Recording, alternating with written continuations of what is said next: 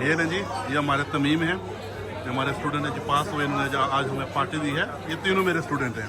ये रहे मुसाफिर साहब, this is Tamim, this is Hafiz Ahmed. ये इन्होंने टेस्ट पास किया जी तमीम ने, इन्होंने हमें पार्टी दी है कारवान में, लुटन में। छः स्पेशल तरफ छः में वाला 6 शरावड़ी खाना पास ग्रीन टी राउडी सी और ग्रीन टी है। क्या बोलते मुसाफिर, बोलो फिर बोलो। 3 साल के बाद क्या हुआ?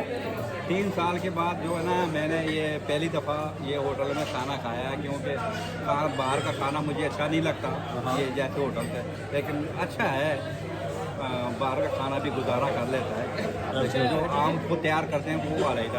तुम तो खुद शेफ हो, तो ना तुम अपने घर का बना के खाते हो। मुझे घर बना के ना वो फ्रेश हर चीज़ें, टमाटर साफ करके काट के, और हम खुद अपनी तबीयत से पकाते हैं, मसाला भी नहीं डालते सादा। जब खाओ ना तो बूढ़ा इंसान भी जवान हो जाता है। और जो जवान है ना वो एनर्जी से ज़्यादा एनर्जी लेके ज़्यादा फटने पर आ जाता है। बस सलाम।